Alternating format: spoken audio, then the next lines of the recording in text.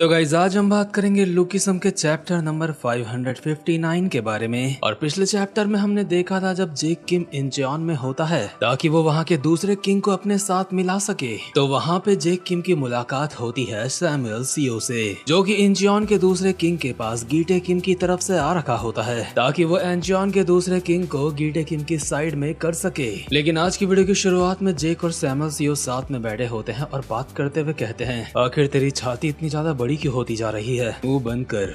आखिर लोगों को जुआ खिलवाने वाला यहाँ पे क्या कर रहा है? जेक शैंपेन की एक बोतल उठाता है और उसको खोलने की कोशिश करते हुए सैमुअल को चुप रहने के लिए कहता है। उसके बावजूद सैमुअल कहता है, लगता है बिग डील अभी काफी ज्यादा बेकार हालत में है। मैंने सोचा नहीं था तुम यहाँ पे खुद चल के आओगे। या तूने ऐसा सोचा था अगर तू यहाँ पे आएगा तो यूजे शियोन तेरे साथ मिल जाएगा? जेक से अब भी बोतल नहीं खुली होती और कहता है, ये तो वक्त ही बताएगा कि वो मेरे साथ मिलता है या फिर नहीं। लेकिन यहाँ पे तुझे देख के मुझे काफी ज्यादा हंसी आ रही है। या तो इंचियोन में गीटे किम के कहने में आया है या तो चाहता है यूजे शियोन गीटे किम के सामने घुटने टेक दे। सैमुअल भी एक शैंपेन की बोतल का ढक्कन बहुत ही इजीली खोल देता है और कहता है, ये सारी बातें जानना तेरे लिए जरूरी नहीं है। जेक भी उसी तरीके से शैंपेन का ढक्कन खोलता है और उसके अंदर का सारा माल उसके ऊपर गिर जाता है। लेकिन उसके बावजूद भी जेक कहता है, आखिर तेरा इससे क्या मतलब है कि मुझे जानने की जरूरत नहीं है। तू यहाँ पे गीटे किम के कहने पे आया है। पहले तो गो किम के लिए काम करता था और अब तो गीटे किम का प्यादा है। लेकिन सैमुअल इस बात से एग्री नहीं करता कि वो किसी का भी प्यादा है। और जेक अपना मुंह साफ करते हुए कहता है, तो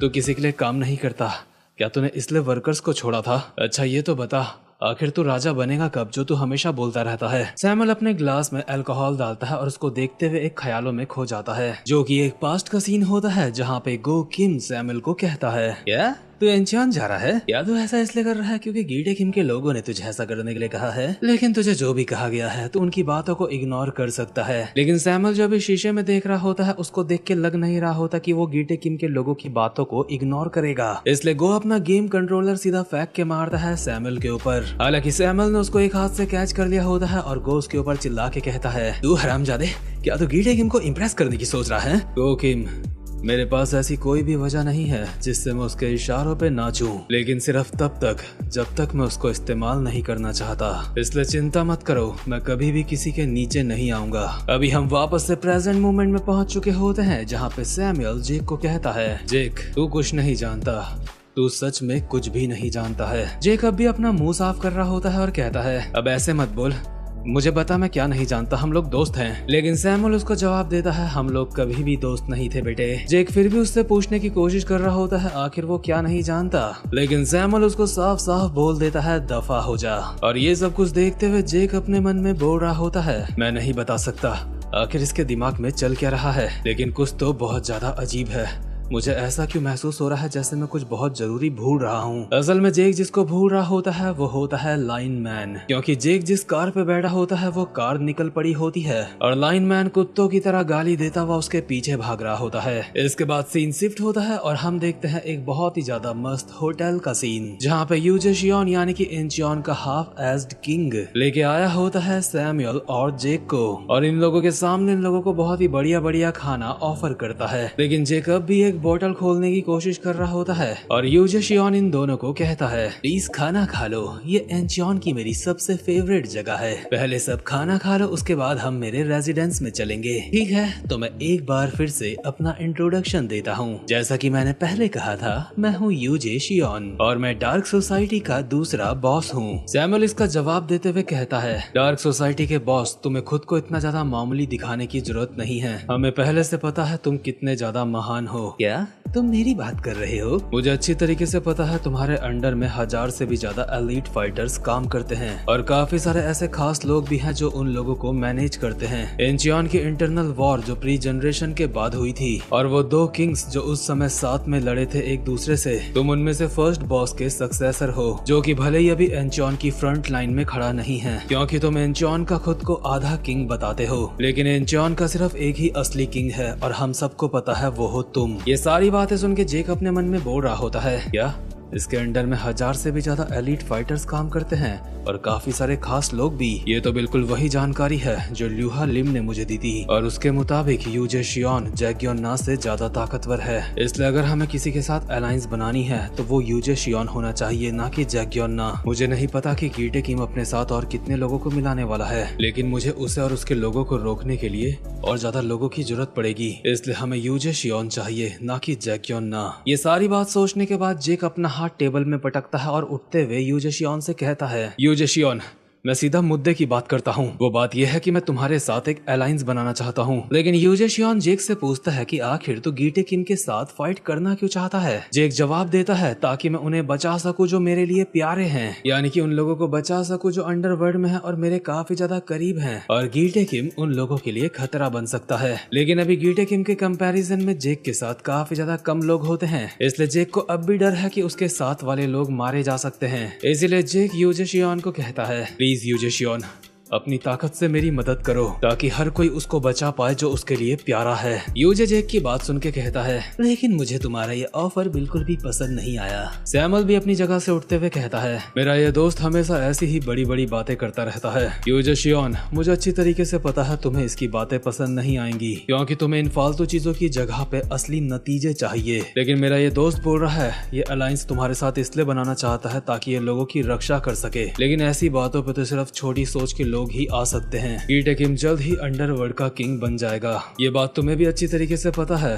अगर तुम अंडरवर्ल्ड का किंग बनने में उसकी मदद करते हो तो वो तुम्हें बड़ा इनाम देगा। लेकिन अगर तुम गीटे किम के सामने हार नहीं मानते तो फिर। सैमुअल की ये बात सुन के यूजे शियोन एक स्माइल के साथ कहता है, सैमुअल सीओ, क्या तुझे ऐसा लगता है कि हम लोग शियोल से डरते हैं? लेकिन हाँ, तूने बात तो बिल्कुल सही कही। मेरे लिए गीटे किम ज्यादा सही रहेगा, क्योंकि मुझे असली नतीजे चाहिए, ना कि बड़ी बड़ी बातें। इसलिए गीटे किम की साइड वालों से मैं ये पूछना चाहता हूँ, अगर मैंने अंडरवर्ल्ड का किंग बनने में उसकी मदद करी तो वो मेरे लिए क्या करेगा? सैमुअल इसका जवाब देता है, तुम ये बात अच्छी तरीके से जानते हो, एक अंडरवर्ल्ड के किंग के अंडर में पूरा का पूरा अंडरवर्ल्ड आता है, और अगर तुमने गीटे किम की मदद करी तो वो तुम्हारे साथ बाकियों से अच्छा बर्ताव करेगा और तुम्हें वो असली नतीजे मिलेंगे जो तुम चाहते हो। सैमुअल की बात यूजे शियोन को काफी ज्यादा अच्छी लगती है, इसलिए जेक यहाँ से जाने लगता है और कहता है, लगता है मेरा अब यहाँ पे और कोई काम नहीं है। खाने के लिए बहुत बहुत शुक्रिया। यूजे शियोन सैमुअल से कहता है, क्या वो जा रहा है? क्या तुम्हारे दोस्त को इस तरह से जाने देना सही रहेगा? तुमने कहा मेरा दोस्त,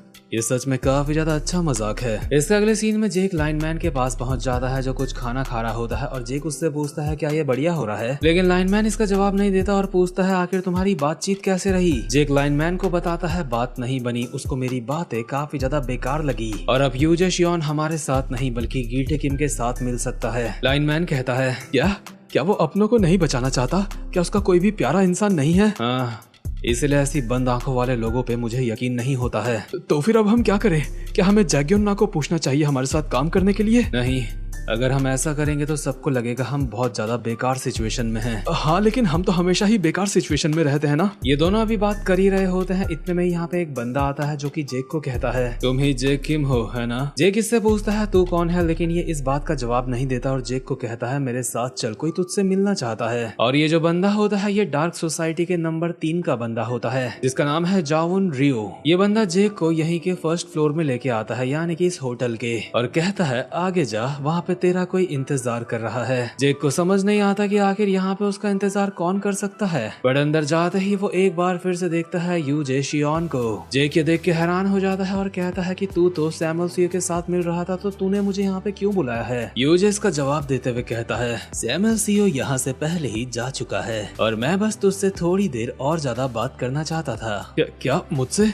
आखिर तुम मुझसे क्या बात करना चाहते हो? जेक किम, क्या ये फनी बात नहीं है? क्या तुम्हें ऐसा नहीं लगता कि गीटे किम कोशिश कर रहा है गैब्रियोन किम के रास्ते में चलने की, इसके बावजूद भी कि वो एक रखेल का बेटा है? जैसा कि मैंने पहले कहा था, मुझे असली रिजल्ट्स चाहिए, ना कि बातें। और गीटे किम के जो रीजंस हैं गैब्रियोन किम के रास्ते में चलने के, वो मुझे कुछ ठीक नहीं लगते। मतलब सच में मैं उसकी सोच को एक्सेप्ट नहीं कर सकता। आखिर एक रखेल का बेटा गैप्योंग किम के एरा को वापस कैसे ला सकता है जब गैप्योंग किम का असली बेटा अब तक जिंदा है। यहीं पास में जो लाइनमैन खड़ा होता है वो पूरी तरीके से तैयार होता है कि जैसे यहाँ पे कोई लफड़ा होगा तो वो हाथ छोड़ना स्टार्ट कर देगा, लेकिन यू जेशियोन का ऐसा कोई इरादा लग नहीं रहा होता। वो कप में चाय डालते हुए बोल रहा होता है। वो एक रखेल का बेटा होके इंचियोन को अपने सामने झुकने के लिए बोल रहा है। अगर मेरे पास कोई ताकत न होती तो मैं उसके सामने झुक भी जाता, लेकिन मेरे पास ताकत है और मुझे उसके रीजंस पसंद नहीं आए हैं। जो तुम बोल रहे हो क्या ये सच है? मैं एंचियोन की कसम खा के कहता हूँ,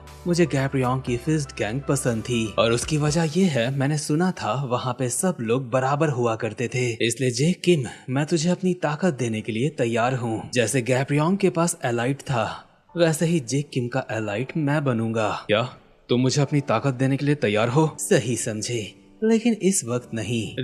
लेकिन ऐसा क्यों? ऐसा मैं जैक्योन ना की वजह से बोल रहा हूँ। जैसा कि तुम जानते हो एंचियोन के अंदर वॉर चलती रहती है। भले ही हमारे पास काफी सारे लोग हैं, लेकिन वो लोग हमारे ऊपर लगातार हमला करते रहते हैं, इसीलिए मैं अपना ध्यान वहाँ से नहीं हटा सकता। एक बार उन लोगों के साथ हमारी वॉर खत्म हो जाए उसके बाद मैं तुम्हारी मदद करूंगा। लेकिन तुम चिंता मत करो, अगले प्लान की वजह से जैक्योन लोगों के साथ हमारी वॉर खत्म हो जाएगी और जब एंचियोन पूरी तरीके से मेरा हो जाएगा तो मैं तुम्हारे पास आऊंगा तुम्हारी मदद करने। मैं ये सारी बातें बिल्कुल सच बोल रहा हूँ, तो बताओ तुम्हारा इस बारे में क्या कहना है? मुझे ये अच्छा लगा। अगर तुम सच में मदद करना चाहते हो तो मुझे खुशी होगी। तो फिर ठीक है। तो अब हम जेक के इतना कहते हैं यही बगल में एक धमाका हो जाता है। दरअसल यू जेशियोन लोगों के ऊपर हमला हो चुका होता है। जेक तो ये सुन के काफी हैरान होता है, लेकिन यू जेशियोन उसे कहता है ये एक नॉर्मल बात है, यहाँ पे आए दिन ऐसा होता रहता है। लेकिन जेक सोच रहा होता है ये नॉर्मल बात कैसे हो सकती है, यहाँ पे अभी अभी एक धमाका हुआ है। इसके बाद यू जेशियोन जेक किम को कहता है अपने सामने देखो, वो लोग दूसरे हाफ एज किंग के साथ के लोग हैं, यानी कि जैक्योन ना के खास बंदे यहाँ पे आ चुके होते हैं जिन्होंने हमला करा होता है और ये लोग यू जेशियोन के लोगों को मार रहे होते हैं। और इनमें से एक हेलमेट वाला बंदा वो होता है जो जेक के 13 मिलियन वॉन उड़ा के ले गया था। जेक उसको देखते ही पहचान जाता है और यू जेशियोन को कहता है यू जेशियोन, वो लोग तेरे लिए परेशानी है ना? हाँ तुमने बिल्कुल सही कहा, लेकिन बात क्या है? जेक हेलमेट वाले बंदे को पेलने के लिए तैयार होता है और एक अजीब तरीके से कहता है मुझे लगता है मैं तुम्हारी प्रॉब्लम सॉल्व करने में तुम्हारी मदद कर सकता हूँ। आखिरकार वो मुझे मिल ही गया। लेकिन इतने में ही जेक के पीछे से एक बंदा उछल के आता है और उसके एक खतरनाक सी लात मार देता है, जिसे जेक ने अपने एक हाथ से ब्लॉक कर दिया होता है। लेकिन जेक को एहसास हो चुका होता है ये लात जिसने भी मारी है ये काफी ज्यादा स्किल्ड बंदा है। और जेक जैसे ही उस बंदे का चेहरा देखता है तो वो काफी ज्यादा हैरान हो जाता है, क्योंकि वो और कोई नहीं बल्कि छोटा वाला डैनियल होता है। जेक को बिल्कुल भी समझ नहीं आता आखिर डैनियल यहाँ पे क्या कर रहा है और ये जैक्योन ना की तरफ से यहाँ पे पंगे क्यों कर रहा है। तो खैर गाइस, ये वाला चैप्टर यहीं पे खत्म होता है। उम्मीद करता हूँ कि आपको आज की वीडियो अच्छी लगी हो, इसलिए चैनल को सब्सक्राइब और वीडियो को लाइक करना बिल्कुल भी मत भूलना। और अब मैं मिलता हूँ आपसे अपनी नेक्स्ट वीडियो में, तब तक के लिए गुड बाय।